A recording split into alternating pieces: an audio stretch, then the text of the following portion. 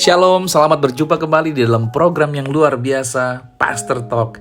Izinkan firman Tuhan untuk memandu setiap kita untuk segala aktivitas yang kita mau lakukan di hari ini. Ada sebuah hal yang menjadi pertanyaan yang sering kali ditanyakan.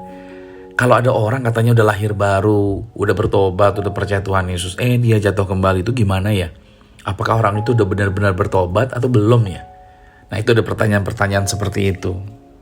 Kok ada orang Kristen yang katanya sudah Kristen tapi kok hidupnya masih ya samalah dengan orang dunia yang katanya udah lahir baru lah, sudah aktif dalam pelayanan dan lain sebagainya. Nah, hari ini judul yang saya mau bawakan terkait dengan hal itu adalah tentang jatuh, bangkit, dan kembali. Ya, 3 hal ini: jatuh, bangkit, dan kembali. Ini kita pembahasannya untuk setiap orang Kristen yang sudah lahir baru tetapi mereka jatuh kembali di dalam dosa. Nah, teks utamanya diambil di dalam Lukas 15 ayat 11 sampai dengan ayat yang ke-32. Itu tentang perumpamaan anak yang hilang.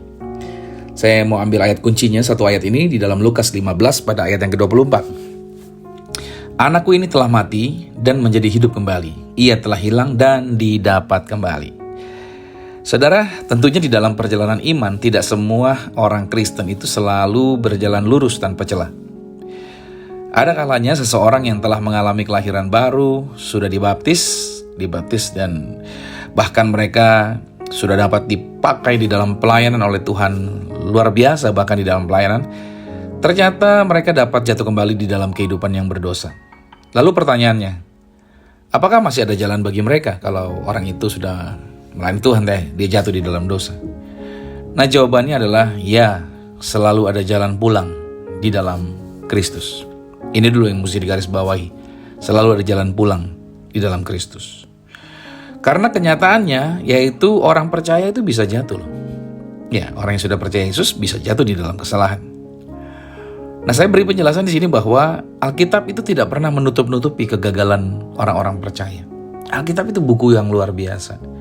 Orang benar tentunya yang dituliskan di situ diajarkan bagaimana menjadi orang benar. Tapi orang yang jatuh di dalam kesalahan pun tetap dituliskan di sana. Kita bisa lihat adalah Daud. Dia seorang raja. Dia seorang worshiper. Bahkan dia juga nabi yang menuliskan ayat yang luar biasa dalam kitab Mazmur. Tapi saudara, Daud ini jatuh di dalam perzinahan. Bukan hanya berzina, tapi bersepakat untuk membunuh karena perzinahan tersebut. Lalu orang yang berikutnya lagi adalah siapa? Petrus. Betapa luar biasanya Petrus ini. Tapi kita menjumpai bahwa Petrus sempat melakukan tindakan yaitu menyangkal Yesus sampai 3 kali. Lalu di Alkitab juga ada anak bungsu yang kita baca, teks utama yang kita baca hari ini, bahwa dia meninggalkan rumah bapaknya dan dia menghambur-hamburkan harta miliknya di dalam hidupnya dia. Nah, kejatuhan itu tidak selalu berarti kehilangan keselamatan secara langsung, tetapi itu menunjukkan bahwa seseorang butuh untuk kembali kepada kasih karunia. Lantas apa sih penyebab daripada kejatuhan rohani? Nah, ini dulu yang kita mesti lihat ya, apa sih penyebabnya?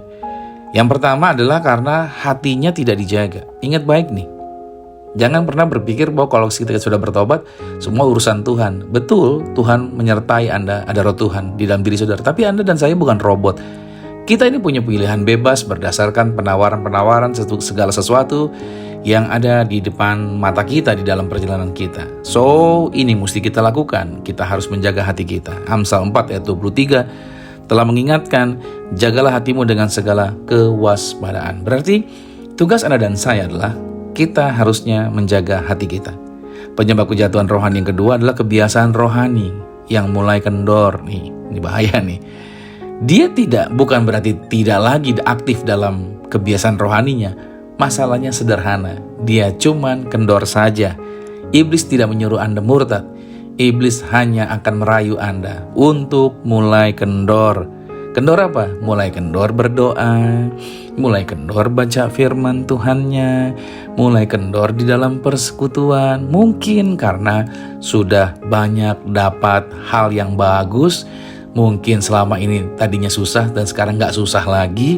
Kenyamanan-kenyamanan yang membuat akhirnya lebih rileks dan lebih santai. So kita bisa lihat bahwa Daud jatuh justru pada waktu dia tidak mau pergi berperang. Justru ketika dia santai di istananya. Lihat baik di sini. Jadi artinya ketika kita mulai kendor, ini berbahaya. Waktu susah, kita cari Tuhan begitu luar biasa. Tapi begitu sudah dijawab doanya, ya lebih rileks gitu ya. Seringkali ini yang terjadi. Maaf ya, nggak semua orang. Tapi seringkali ini yang saya jumpai. Mereka mulai kendor. Ini penyebab kejatuhan yang kedua. Penyebab kejatuhan yang ketiga adalah lingkungan dan pengaruh yang salah. Karena kita salah bergaul. Kita mulai menempatkan diri kita dalam komunitas yang tidak tepat. Kita mulai berkumpul dengan orang-orang yang tidak sesuai dengan firman Tuhan. Atau orang-orang yang berkumpul dengan orang-orang yang seringkali malah membawa toksik. Bukannya kita membawa pengaruh, sebaliknya. Malahan orang itu atau lingkungan itu, atau komunitas itu yang membawa pengaruh yang salah. So, penyebab kejatuhan yang ketiga adalah lingkungan pengaruh yang salah. Penyebab kejatuhan rohani yang keempat adalah keletihan rohani tanpa pemulihan. Ya, saya paham itu. Di dalam pelayanan kita, di dalam hal yang kita lakukan untuk melayani Tuhan, dalam aktivitas rohani, itu bisa mengalami kelelahan. Nah, di sini penting. Setiap kali kita mengalami keletihan, kita perlu masuk di dalam hadirat Tuhan kembali secara pribadi, waktu-waktu pribadi kita. Untuk apa? Untuk kita recovery. Untuk seperti halnya handphone yang dipakai terus, dia perlu istirahat, dia perlu di recharge. Nah, kita perlu mengalami yang namanya pemulihan karena tekanan begitu tingginya, yaitu intensitas di dalam kegiatan-kegiatan kerohanian kita. Nah, ini yang keempat penyebabnya adalah keletihan rohani yang tidak masuk dalam pemulihan. Dan penyebab kejatuhan rohani yang kelima adalah kesombongan rohani. Nah, ini dia, merasa dirinya kuat, merasa dirinya tidak akan pernah bisa jatuh gitu lah. Merasa dirinya bahwa hebat dan segala kemampuan dalam pujian yang dikasih sama orang, pengakuan dari orang-orang di sekitar dan lain sebagainya, setiap keberhasilan. Makanya saya katakan sama saudara bahwa kalau saudara naik gunung, ingat baik nih, sukses itu seperti orang naik gunung sampai di puncak. Dan saya diingatkan selalu, jangan lama-lama di puncak, segera cari gunung baru lagi untuk kamu taklukkan. Seringkali kesuksesan malahan justru membuat kita lengah dan justru kita mengalami kejatuhan bukan pada waktu sedang dalam perjuangan, tapi justru ketika kita sedang santai menikmati segala sesuatu yang namanya sukses tadi. Sukses tidak salah saudara, itu membuktikan bahwa Tuhan menyertai Anda. Tapi jangan berlama-lama di situ, dalam artian ingat masih banyak hal yang harus kita kerjakan. Sampai kapan? Sampai Tuhan panggil. Sebenarnya kita tidak dipanggil untuk beristirahat menikmati kesuksesan, tapi kita justru sukses di dalam apa? Menikmati sukses di dalam apa? Di dalam pergerakan terus-menerus bersama dengan Tuhan. So, ini 5 ini penyebab kejatuhan rohani. Nah, respons Tuhan bagaimana terhadap orang yang sudah jatuh? Nah, Lukas 15 ayat 20 di sana dijelaskan ketika anak itu masih jauh, ayahnya telah melihat dia dan tergeraklah hatinya oleh belas kasihan lalu berlari mendapatkan dia. So, perhatikan di sini. Bapa tidak menunggu dengan marah. Dia tidak, mukanya merah dan nadanya berat dan dia kesal sekali. Tapi ayat ini memberi petunjuk bahwa Bapa tidak menunggu dengan marah. Dia melihat dari jauh, artinya Bapa itu menunggu. Dan dia berlari, artinya Bapa itu merindukan pertobatan kita. Dan dikatakan lagi di ayat itu dia memeluk dan dia mencium, artinya pengampunan yang datang dari Tuhan itu tidaklah bersyarat. Jadi hari ini dengar baik. Respons Tuhan terhadap orang percaya yang jatuh, dia tidak akan membuang Anda. Dia tetap mengasihi Anda. So, apa yang harus dilakukan orang Kristen saat dia mengalami kejatuhan atau jatuh di dalam dosa? Jangan jadi susah, dalam artian jangan jadi kepahitan dan akhirnya menghakimi diri sendiri. Lihat baik, si anak bungsu itu begitu dia susah, dia pengen balik ke bapaknya. Tahu nggak yang dia pikirin pertama apa? Saya pengen jadi pembantunya aja deh, pembantu papa saya. Karena pembantu di rumah papa saya hidupnya nggak susah nggak melarat seperti saya. Bayangin dia anak, tapi karena dosa membuat dia menurunkan status dia seperti hamba, dalam artian di bawah, bukan lagi statusnya anak. Dia menempatkan diri di posisi itu. Ingat baik, iblis ingin membuat Anda terpuruk bukan hanya di dalam pekerjaan bisnis Anda, di dalam aktivitas Anda, tapi secara mental kita tidak bisa memanggil Tuhan, merasa bahwa Tuhan sangat jauh dari kita. Padahal itu adalah dusta yang dikatakan oleh iblis. Nah, apa yang harus dilakukan saat seorang jatuh di dalam dosa? Yang pertama adalah sadar dulu. Miliki kesadaran dan kejujuran. Sadar dan jujur. Lukas 15 ayat 17. Anak itu berkata apa? Lalu dia menyadari kesalahannya atau keadaannya. Pertobatan sejati itu dimulai dari pengakuan yang jujur. Ya kita perlu jujurlah sama diri kita. Zaman sekarang orang sukanya apa? Pansos. Padahal bukan status dia. Status orang lain diambil, dia pajang di medsosnya dia, di accountnya dia. Seringkali kita pengennya diakui orang dan lain sebagainya. Hiduplah dalam kejujuran, dalam artian hiduplah sesuai dengan kenyataannya kita. Karena pertobatan sejati dimulai dari pengakuan yang jujur. Langkah yang kedua adalah setelah seorang percaya jatuh adalah kembali kepada Bapa. Jangan malah menjauh. Karena Lukas 15 ayat yang ke-18, jangan tunda. Jangan larut-larut dalam rasa bersalah. Anak bungsu ini, dia mengambil action untuk kembali kepada bapaknya. Langkah yang ketiga adalah apa? Yaitu terima kasih karunia-Nya. Terima kasih buat kebaikannya. Terima kasih semua karena pertolongan. Terimalah kebaikan Tuhan dan berterima kasihlah. Karena itu bukan berdasarkan usaha kita sendiri, tapi Bapa yang terus mengejar kita. Efesus 2 ayat 8-9, sebab karena kasih karunia kamu diselamatkan oleh iman. Itu bukan hasil usaha kita sendiri. Lalu yang harus dilakukan yang keempat pada saat seorang Kristen jatuh adalah ayo bangun kembali kehidupan rohani secara aktif. Jangan izinkan penduduhan menguasai Anda. Ayo bangun kembali kehidupan rohani secara aktif. Roma 12 ayat 2, dengan cara apa? Memperbaharui pikiran. Ayo perbaharui pikiran kita. Jangan biarkan tertuduh lagi. Jangan biarkan saudara dipancing lagi untuk balik lagi ke area yang salah. Itu area yang pernah Anda lakukan, area yang salah. Yuk tinggalin. Kembali lagi dalam apa? Dalam berdoa. Bangun lagi doa Anda. Baca lagi firman. Ikuti lagi komunitas.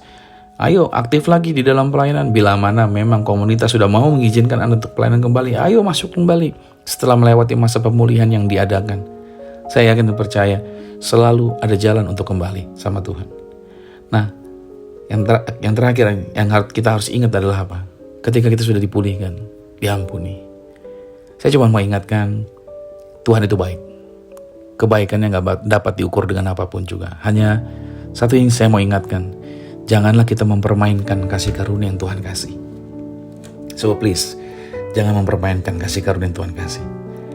Ibrani 10 ayat 26, sebab jika kita sengaja berbuat dosa sesudah memperoleh pengetahuan tentang kebenaran, saya takut ini terjadi, maka tidak ada lagi korban untuk menghapus dosa itu. Ini bukan tentang jatuh karena kelemahan, bukan. Tapi saya takut ada orang Kristen yang justru menikmati dosa dan menolak untuk bertobat. Mereka pikir kasih karunia Tuhan ada bersama saya, and then dia hidup seks bebas, belum menikah, tapi tidur sana tidur sini bersama dengan lawan jenisnya. Kemana aja dia mau, dia melakukan hal-hal yang amoral, berkata yang tidak benar, mendustai orang, menipu dan lain sebagainya, sambil berkata bahwa saya hidup di bawah kasih karunia. Saya takut banyak orang justru malahan mempermainkan kebaikan Tuhan kasih.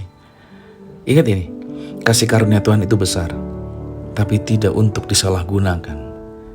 Karena ingat baik, di dalam diri kita ada kuasa Roh Kudus. Karena 1 Yohanes 3 ayat 9 dikatakan setiap orang yang lahir dari Allah itu tidak berbuat dosa lagi, sebab benih ilahi tetap ada di dalam dia. Ini bukan berarti orang-orang yang sudah bertobat, lahir baru, gak bisa berbuat dosa lagi. Bukan itu maksud saya.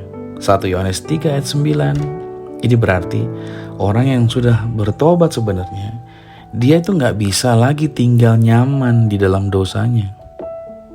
Bisa gak jatuh dalam kesalahan? Bisa. Tapi dia gak bisa nyaman. Masalahnya ada orang-orang Kristen yang menyadari gini, kasih karunia Tuhan kan besar, sehingga mereka nyaman di dalam perbuatan dosa dan menikmati. Gak seperti itu. Tuhan tidak membawa kita untuk membuat kita nyaman di dalam dosa. Harusnya ada reaksi kimia di dalam diri kita yang membuat kita gelisah pada waktu kita melakukan hal yang salah, apapun itu. Kenapa demikian? Karena di dalam diri kita ada Roh Tuhan yang membuat kita bisa menyadari ketidaknyamanan itu. Karena habitat kita bukan di situ lagi. Kita harusnya segera ambil langkah untuk apa? Untuk meninggalkan hal yang salah. So, saya mau katakan hari ini masih ada harapan. Masih ada jalan pulang. Mungkin Anda merasa bahwa Tuhan udah gak dengar doa saya lagi ya, Pastor. Tuhan udah menarik diri dari saya. berkat saya sudah diambil sama Tuhan ya. Sehingga saya mengalami hal seperti hari ini. Sebagai hamba Tuhan, yang saya tahu dari firman, yang saya alami sampai hari ini adalah Tuhan selalu berkata, ada harapan di dalam Tuhan. Masih ada jalan pulang. Kabar baik buat setiap kita, masih ada jalan pulang. Karena Roma 8 ayat 1. Demikianlah sekarang, tidak ada penghukuman bagi mereka yang ada di dalam Kristus. Selama nafas kita masih ada, selama Roh Kudus masih berbicara di hati kita, pertobatan masih saja mungkin dapat dilakukan. So hari ini dengar, jangan tunda lagi. Jangan takut lagi. Jangan malu. Bapa di surga, Dia sedang menunggu untuk dapat memeluk engkau kembali. So Dia mengasihi engkau. Dia mencintaimu. Orang bisa melukaimu. Keadaan bisa membuat engkau kecewa. Orang-orang mungkin telah meninggalkan dan menghakimi. Tapi Dia minta, mau untuk datang kepadamu. Karena Dia ingin memeluk engkau kembali. Dia ingin memulihkan keberadaanmu. So hari ini, kalau engkau mau Bapa untuk bisa memeluk engkau kembali, kalau engkau mau buka pintu untuk Bapa pegang engkau dan meraih engkau, memulihkan keberadaan engkau, mari, saya mau ajak engkau berdoa. Mari ikuti saya doa saya ini. Mari katakan, Tuhan Yesus, aku datang kembali kepadamu. Aku mengakui bahwa aku telah menjauh dan aku telah jatuh di dalam dosa. Aku sadar, aku tidak layak. Tetapi hari ini, aku mendengar firman. Aku percaya, kasih karuniamu masih berlaku bagiku sampai hari ini. Untuk itu Bapa, pulihkan aku, bersihkan aku, dan bawa aku kembali kepadamu. Aku menyerahkan hidupku kembali ke dalam tangan-Mu ya Tuhan. Aku serahkan tubuh jiwa rohku menjadi milik Engkau ya Bapa. Di dalam nama Yesus. Amin. Saya yakin hari ini Tuhan menjamahmu, Tuhan mengubahkan, dan Tuhan mengadakan pemulihan yang luar biasa. Selamat kembali berjalan bersama dengan Tuhan. Nikmati segala hal yang ajaib bersama dengan Tuhan Yesus. Tuhan Yesus Kristus memberkati setiap kita. Amin.